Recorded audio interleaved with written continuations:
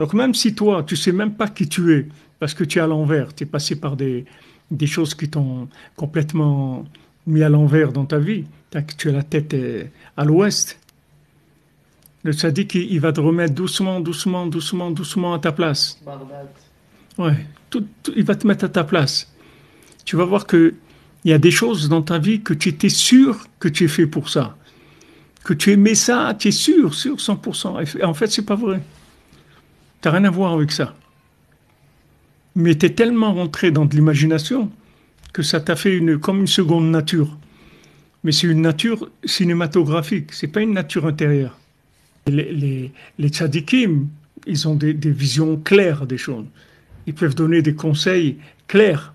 Le Chazon Ish, il pouvait donner à quelqu'un le plan pour opérer le cerveau. Il y avait quelqu'un qui devait avoir une opération au cerveau. Et le Chazon Ish, il a amené, il a convoqué le chirurgien. Le chirurgien, il lui a donné exactement le dessin du cerveau. Il lui a dit voilà ce que vous allez faire. Et il a fait l'opération et ça a marché. Maintenant, d'où c'est le Chazon Ish? Il n'a jamais étudié la médecine, il n'a jamais étudié la chirurgie, rien du tout. Mais c'est parce que c'est des gens qui voyaient clair le monde, qui voyaient clair. C'est pas nous, on est comme des gens qui sont dans l'obscurité, des aveugles qui tâtonnent comme ça. Ils essayent ça. Ah, on va essayer ça. Quelqu'un, il fait de la pâte, elle est trop molle. Il dit ah, on va rajouter de la farine. Après, c'est trop sec. Alors on rajoute de l'eau. Et comme ça, et tout le temps, on rajoute un peu de ça, rajoute un peu de ça. Ils disaient au Maroc cette expression-là, zid le ou zid le farina, c'est-à-dire ajoute de l'eau et ajoute de la farine. C'est-à-dire, c'est trop mou, mais de la farine. C'est trop dur, mais de l'eau. Et comme ça, tout le temps, les gens ils sont en train de mettre un peu d'eau, un peu de farine. Et ils sont en train de combler les brèches, d'essayer de boucher les brèches, c'est tout. Mais il n'y a pas de réparation profonde, parce qu'ils ne savent pas. Qu'est-ce que tu fais? Tu fais quoi dans ta vie? Ah ben nous, il te dit, fais de beau des doutes, fais ça, fais ça. Tu es en train de brasser des seaux de trucs, des soucis, Qu'est-ce que tu fais? Tu fais. Ah ben nous, il te dit, voilà, voilà où ça se trouve. Ça se trouve là. Fais ça, tu vas arranger tout. Pas besoin de te faire du souci. Il n'y a pas. Celui qui cherche vraiment, il arrive chez Rabbi Nachman, il dit, mais ça y est, il a tout compris, lui. Il a compris tout ce qu'il y a dans le monde, tous nos problèmes, tout, il a tout compris. Il a tout compris. Et maintenant, ceux qui n'y arrivent pas là, c'est qu'ils sont en cours de recherche, mais tout le monde va arriver. Yosef, il a été gentil avec ses frères, il leur a raconté des choses et tout. Ils ont pas voulu écouter, au contraire, ils ont voulu tuer. Il est parti en Égypte, s'est installé, tranquille. Il a dit, vous allez voir, vous allez tous venir. C'est une question de temps, c'est tout. Et tout le monde va venir. Et c'est comme ça, pour le monde entier.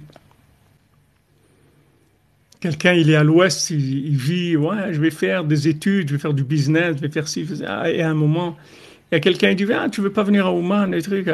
C'est bon, j'ai pas le temps, truc. Tu dis, mais viens, pourquoi tu veux pas venir? Allez, viens. Il va à Ouman, et quand il revient de Ouman, il voit toute sa vie, elle change complètement. Tout ce qu'il pensait faire, et trucs, et tout, ça change, tout, il change complètement toute sa vie se remet en question, il y a des nouvelles visions des choses, etc. Parce que les gens, ils dorment. La plupart des gens, ils sont endormis. Ils vivent dans des rêves. Ils ne vivent pas d'une réalité. Ils vivent des rêves. Si les gens, ils avaient vu Rabbeinu qui c'était à l'époque, ceux qui étaient capables de voir quelque chose. Bien sûr, la plupart des gens, qu'est-ce qu'ils voient? Ils ne voient pas plus loin que le bout de leur nez. Mais il y avait des grands tzadikim à l'époque. Rabbi Yitzhak de Berditchev, il y avait des très grands tzadikim à l'époque. Il n'y a aucun qui a dit arrêtez tout, allez chez Rabbi Nachman, donnez-lui tout ce que vous avez, toute votre richesse, donnez-la là-bas. C'est là-bas qu'il faut donner tout. Il n'y a personne qui a dit ça. Ils auraient dit ça, ils auraient mis le Mashiach, la Géoula tout de suite. Mais les gens, ils ont pas vu. Même ce que Paro il a vu, ils l'ont pas vu. Ils ont fait comme les frères de Yosef. Ils ont commencé à dire attends, c'est quoi le Sippurim, c'est quoi ça Breslev, c'est quoi les trucs, c'est quoi ci, c'est quoi l'autre. commencer à avoir des questions, des choses et tout. Ça retardait ça a retardé, ça fait des... Et sans arrêt, c'est ça qui retarde la Géoula. Et tout ce qu'on est en train de souffrir, c'est rien que de ça, c'est tout.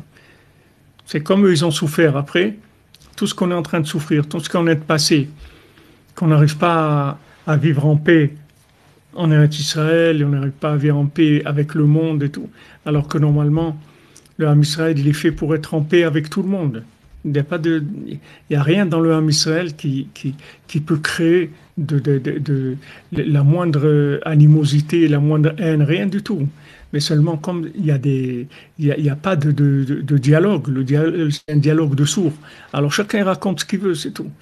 Il n'y a personne qui se comprend. C'est comme le rêve de Paro. Allez, raconte, celui-là il raconte, l'autre il raconte. Ok, raconte tout ce que tu veux. Pour l'instant, il n'y a personne qui a interprété le rêve. Si les gens ils parlaient de Rabbeinu, quelqu'un il m'a dit cette semaine, je sais pas, il m'a dit qu'il y a des gens, ils ont une méthode de traitement, mais ils disent clairement que ça vient que de Rabbi Nachman. C'est-à-dire, ils ont pris tous les conseils de Rabbeinu et avec ça, ils ont fait une thérapie avec des conseils de Rabbeinu. Ils ont créé une thérapie. Mais il ne faut pas oublier, quand on fait ça, c'est très important, quand on fait une thérapie avec des conseils de Rabbeinu, il ne faut jamais oublier de dire que c'est lui, que ça vient de lui, ces conseils-là. Cette thérapie, elle vient de lui.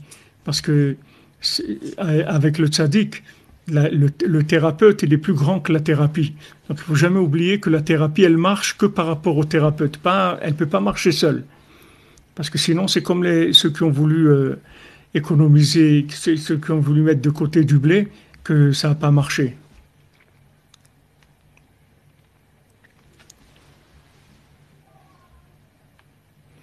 La racine de tous nos problèmes est-elle notre imagination à quoi?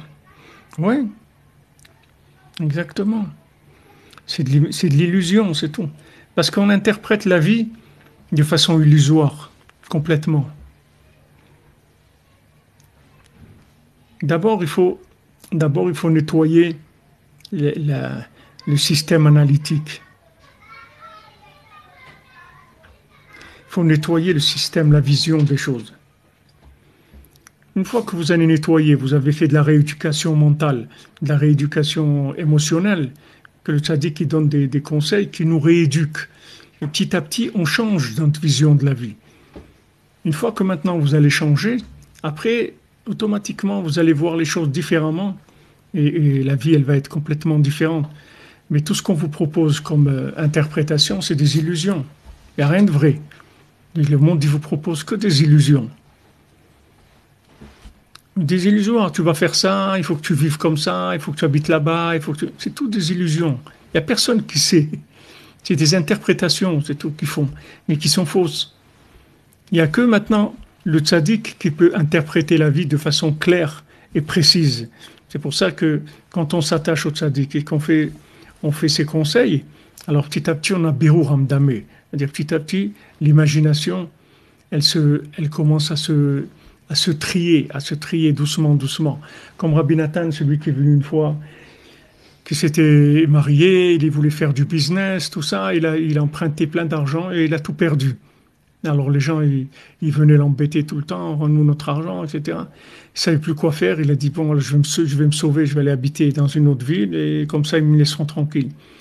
Alors en passant par Nemirov, c'était un ami d'enfance à Rabbi Nathan. Il a dit, je vais passer chez Rabbi Nathan, parler un peu avec lui.